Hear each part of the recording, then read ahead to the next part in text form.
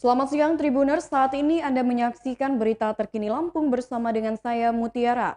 Kami akan menyajikan informasi menarik dan terkini untuk Anda dari berbagai daerah di Provinsi Lampung.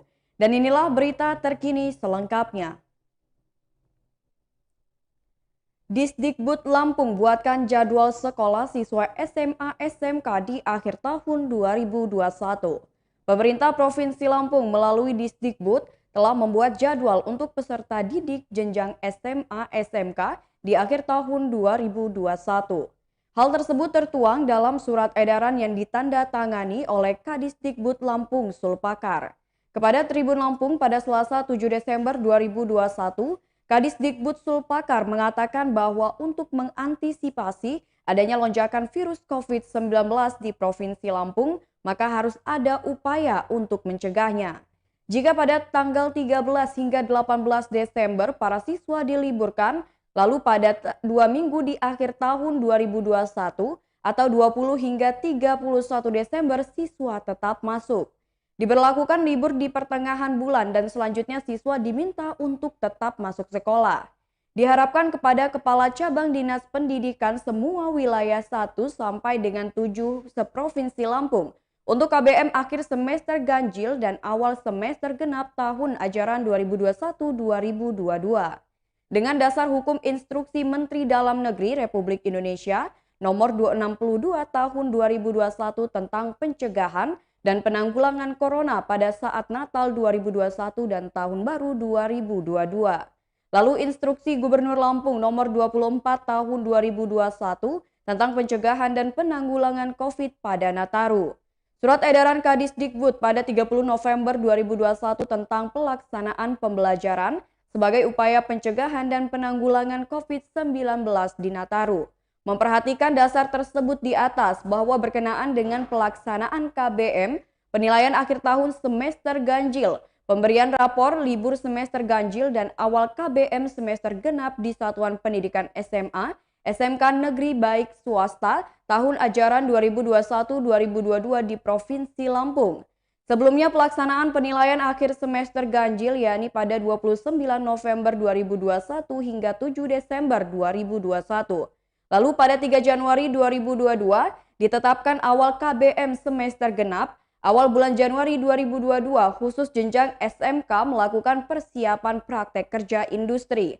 Pembagian laporan hasil belajar peserta didik dilaksanakan tanggal 14 Januari 2022 mendatang. Dengan tetap penanggalan rapor pada tanggal 17 Desember 2022 dan tanggal 17 hingga 22 Januari 2022 ditetapkan libur semester ganjil. Pada tanggal 24 Januari 2022 mulai masuk kembali kegiatan belajar mengajar semester genap.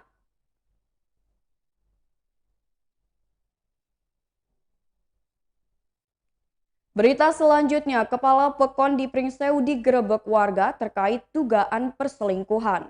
Seorang kepala pekon di Kecamatan Pagelaran, Kabupaten Pringsewu, Lampung digerebek oleh warganya yang karena diduga melakukan perselingkuhan. Pria berinisial SO berusia 49 tahun itu digerebek saat bertamu ke rumah seorang wanita berinisial KW berusia 33 tahun pada Senin 6 Desember 2021 sekitar pukul 23 waktu Indonesia Barat. Dari informasi yang diperoleh, KW juga bekerja di kantor pemerintah desa setempat. Warga geram karena keduanya telah memiliki pasangan. Peristiwa penggerebekan ini viral di media sosial. Petugas kepolisian juga terlihat hadir dalam peristiwa penggerebekan tersebut. Kapolsek Pagelaran Ibtu Hasbullah membenarkan peristiwa itu. Menurut Hasbullah, pihaknya telah mengamankan SO dan KW. Keduanya sempat digerebek warga atas dugaan terlibat perselingkuhan. Hasbullah menjelaskan polisi mengamankan keduanya karena takut terjadi hal-hal yang tidak diinginkan. Tidak mudah bagi petugas mengevakuasi keduanya karena banyaknya warga yang berada di tempat kejadian perkara. Berkat imbauan dan pendekatan, akhirnya polisi berhasil membawa keduanya dengan selamat. Terkait perkara dugaan perselingkuhan, Hasbullah mengaku segera menindaklanjutinya, namun tetap mengacu pada fakta hukum yang ada. Saat ini masih dalam proses penyelidikan dan pendalaman oleh polisi. Jika terbukti, keduanya akan diproses secara hukum. Menurut Hasbullah, perkara tersebut masuk delik aduan. Kepolisian juga masih menunggu laporan dari pihak yang merasa dirugikan.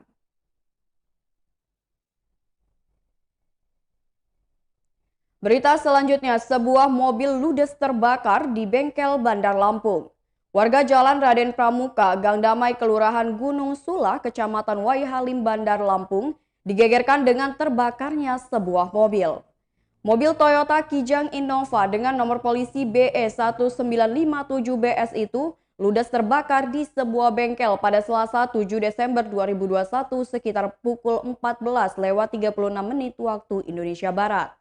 Meski tak ada korban jiwa, api melalap seluruh bagian mobil. Warga bernama Ican berusia 24 tahun mengaku tak mengetahui penyebab mobil tersebut terbakar. Pasalnya saat itu ia sedang berada di dalam rumah. Ia baru mengetahui kebakaran saat ada tetangganya berteriak meminta pertolongan. Ican mengatakan dirinya sedang di dalam rumah lalu tetangga depan teriak minta tolong. Begitu keluar melihat api di mobil itu sudah besar. Takut api menjalar ke depan rumahnya, spontan Ican berusaha menyelamatkan istri dan anaknya. Beruntung warga sekitar dengan sigap memadamkan api dengan peralatan seadanya. Saat dikonfirmasi, Kabid Kedaruratan dan Logistik BPBD Bandar Lampung, Sutarno, membenarkan hal tersebut. Menurutnya saat ini api sudah dapat dipadamkan. Pihaknya memprediksi kerugian yang dialami korban akibat kebakaran tersebut mencapai ratusan juta rupiah. Sutarno mengatakan penyebab kebakaran masih dalam penyelidikan. Sutarno menambahkan dalam proses pemadaman tersebut pihaknya menurunkan 10 personel dan 2 unit mobil pemadam kebakaran. Hal senada pun diungkapkan oleh Kapolsek Sukarame Kompol Warsito. Menurutnya saat ini pihaknya masih meminta keterangan saksi di sekitar lokasi kebakaran.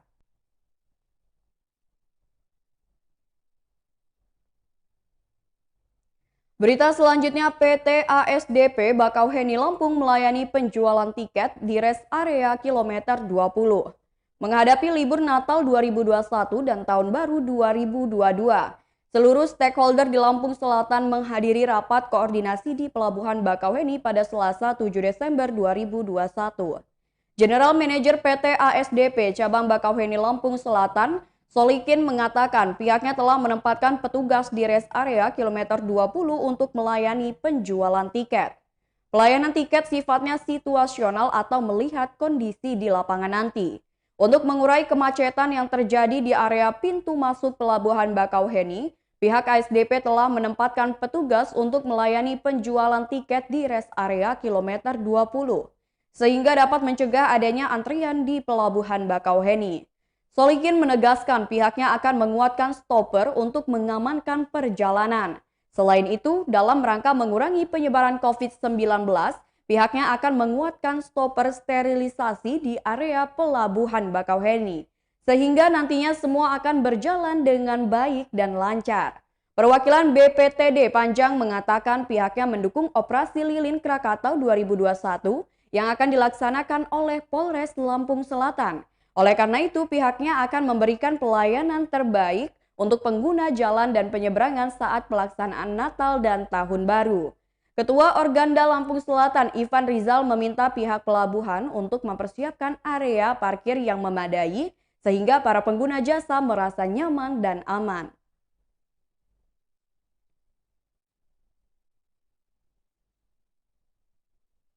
Berita selanjutnya, polisi masih selidiki penyebab kasus bocah tenggelam di Bandar Lampung.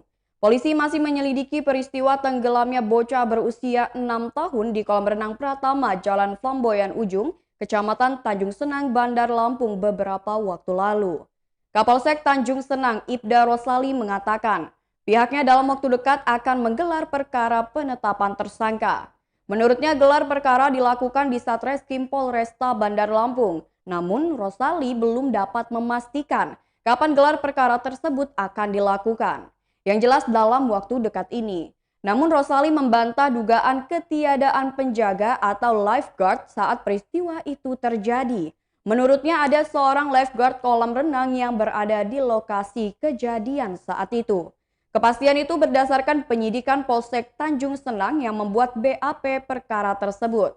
Rosali menambahkan seharusnya yang mengawasi anak-anak berenang di kolam adalah orang tuanya masing-masing. Menurutnya hal itu juga sudah disetujui oleh pihak sekolah. Disinggung adanya unsur kelalaian si orang tua, Rosali mengaku belum dapat memastikannya. Rosali mengatakan penyelidikan tersebut mengacu pasal 359 KUH Pidana. Pasal itu menyebutkan seseorang yang karena kelalaiannya menyebabkan orang lain meninggal dunia dapat dikenakan ancaman pidana penjara paling lama 5 tahun atau pidana kurungan paling lama 1 tahun. Menurut Rosali, pihak keluarga korban telah menerima musibah itu sebagai musibah dan tidak menuntut pihak manapun. Berita selanjutnya, banjirop di Mesuji tak kunjung berakhir. Banjirop yang melanda Kecamatan Rawajitu Utara Mesuji tak kunjung berakhir. Badan Penanggulangan Bencana Daerah Kabupaten Mesuji pun meminta alat berat diturunkan. Banjirop terjadi di Kecamatan Rawajitu Utara, tepatnya di Desa Sidang Muara Jaya, Sidang Sidom Mukti, dan Sidang Sidorahayu. Kepala BPBD Mesuji Sunardi Sukau mengatakan, pihaknya terkendala oleh alat berat. Sedangkan untuk menangani banjirop membutuhkan dana yang besar. Ditambah keterbatasan dari sisi peralatan dan anggaran. Oleh sebab itu, kata Sunardi, upaya cepat yang harus dilakukan adalah mengerahkan alat berat berupa ekskavator untuk membuat tanggul penangkis dan peninggian bahu jalan supaya air tidak dapat masuk. Ia berharap dinas terkait dapat mengerahkan alat berat ke wilayah terdampak banjirop itu. Kalau memang alat itu bisa dialihkan, tetapi untuk memberikan penekanan seperti itu bukan kewenangan pihaknya. Ditambah alat berat itu pun saat ini sedang fokus membenahi infrastruktur jalan dan saluran primer.